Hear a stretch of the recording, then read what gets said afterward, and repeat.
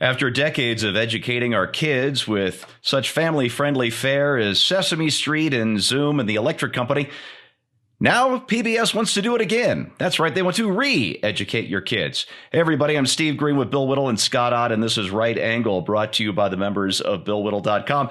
I might have oversold that a little bit in the introduction here, but Michael Beller, he is counsel for PBS. We're talking about a trained attorney with a powerful position at a major TV news network, just got caught on tape, or just got released on secret tape by James O'Keefe of Project Veritas, saying, and I quote, "Even if Biden wins, we go for all the Republican voters. Homeland Security will take their children away."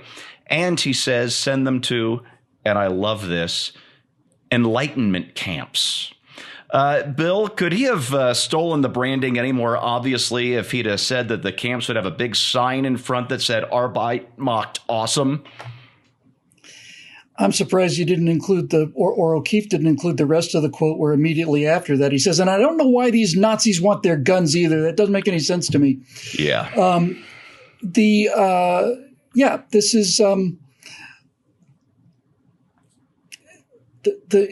what he's basically saying is the fascists and the Nazis in the country need to have the government come and take their children away from them and send them to re-education camps. There's no arguing with that kind of thing. The larger point is how pervasive is this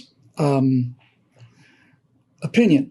I'm not going to steal your clothes from you, Steve, but nevertheless, one of the things that's so shocking about used to be shocking anyway, about being conservative in Hollywood, was just how automatic these kind of outrageous opinions were among people who never met you before. And needless to say, of course, if you're in show business, then you have to believe that conservatives should have their children taken away and put into Enlightenment camps.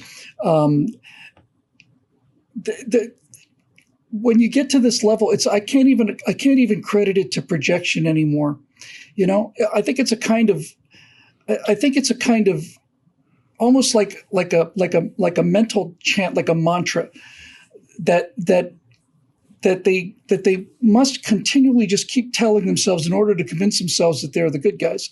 Because in my opinion, the good guys don't take other teams' children away and send them to re-education camps. And they don't try to silence speech that they disagree with.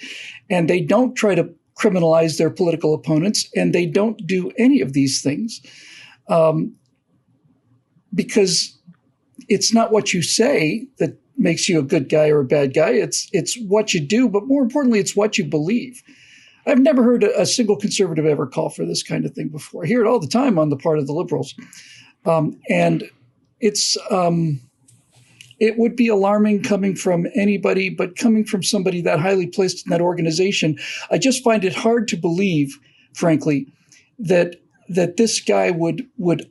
I find it hard to believe that he'd be this comfortable talking about it to a relative stranger when this is not the exact kind of conversations that go on pretty much on a daily basis in his particular circle.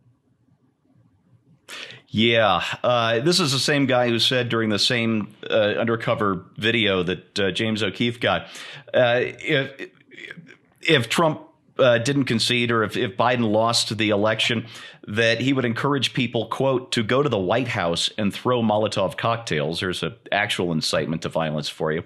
Oh, but that's different, though. That's what democracy looks like. That's a mostly peaceful protest where the people are demonstrating their righteous anger. That's completely different than what happened on January 6th. Yeah, Bill, there's an old joke that said PMS is that 1 week a month when women act the way men do all the time.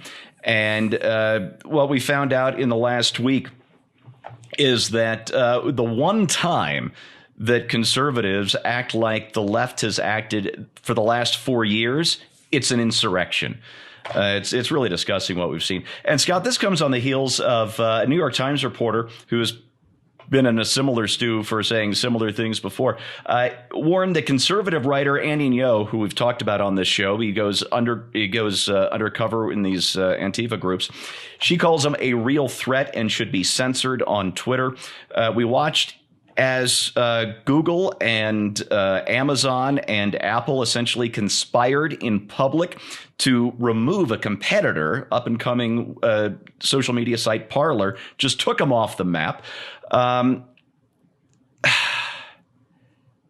We have constitutional government, Scott, not because people are angels, and I think I'm borrowing that line from John Adams, but because we are not angels, and we need to have a set of rules in place that allows us to constrain those passions, those bad passions that come to people that make us want to do bad things to people with whom we disagree with.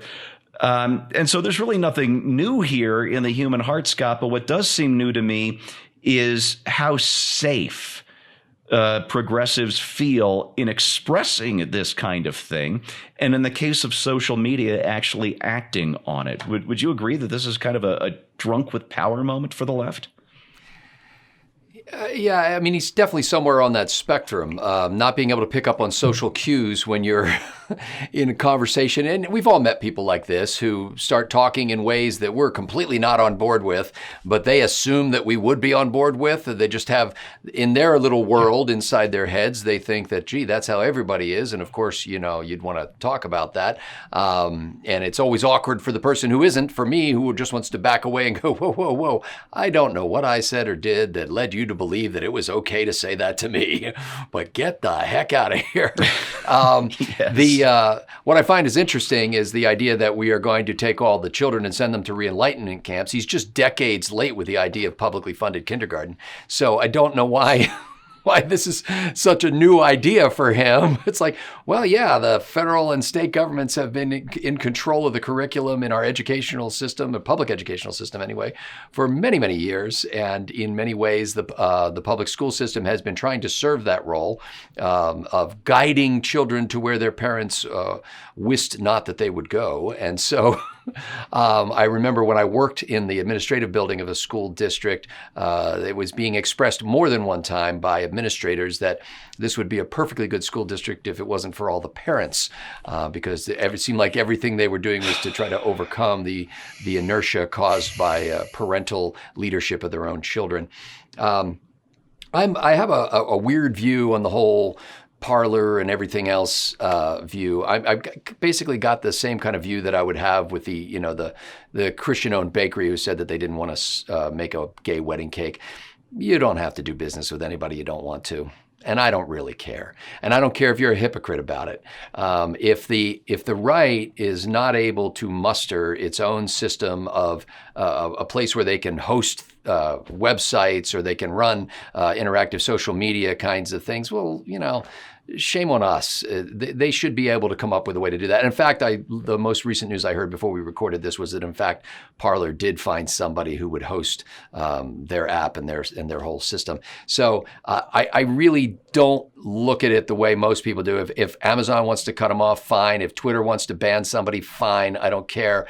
But don't think that your monopoly is going to last forever if you start treating people that way, because eventually people will say, you know what, it would be nice to have an alternative to this, and we'll just build our own infrastructure and do that.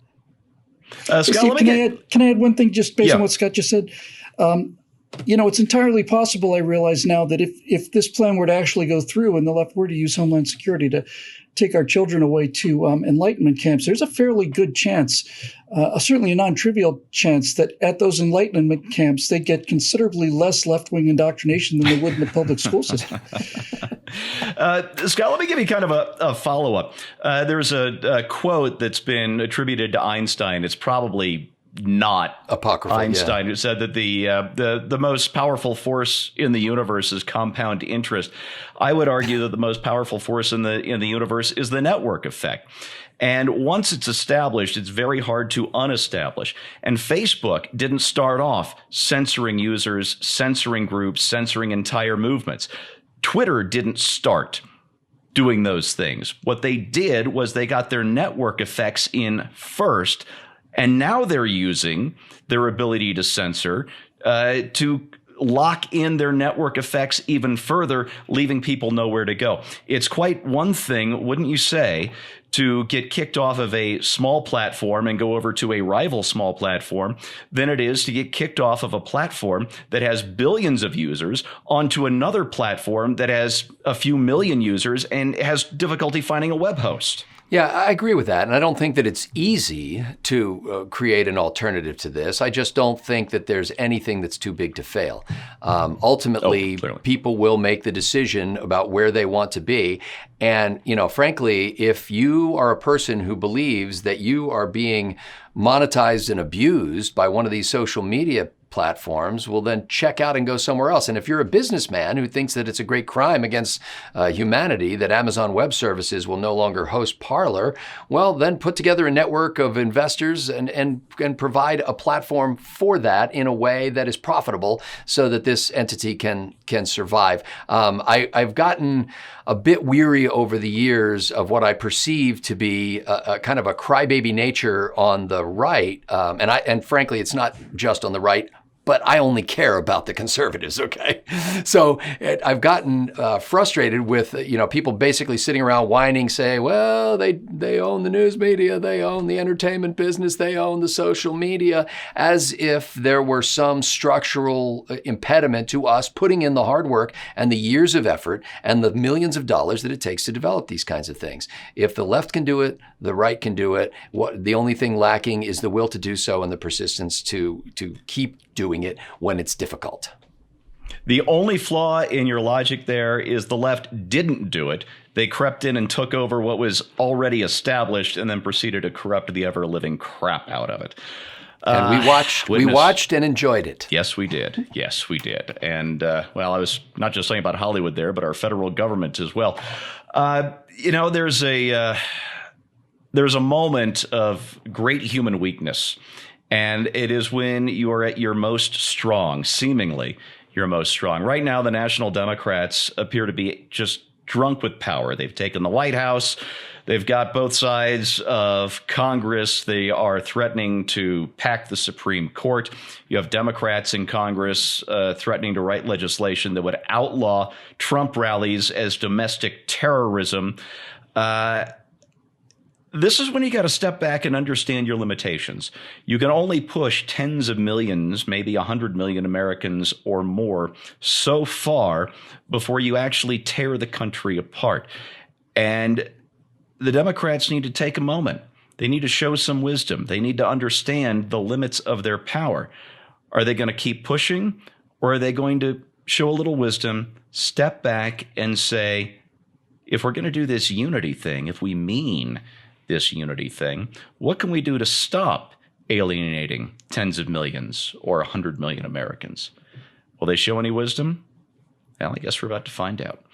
That's your right angle on that, brought to you by the members of BillWhittle.com. I got to remind you that content like this needs sponsors like you. So if you aren't a member, we'd love to have you on board. Go to BillWhittle.com, click the join, become a member button, or just make a one-time donation. Seriously, if you like an episode, tip us $1. If you like more than 10 a month, you may as well become a regular subscriber. Thanks for watching, and we'll see you next time.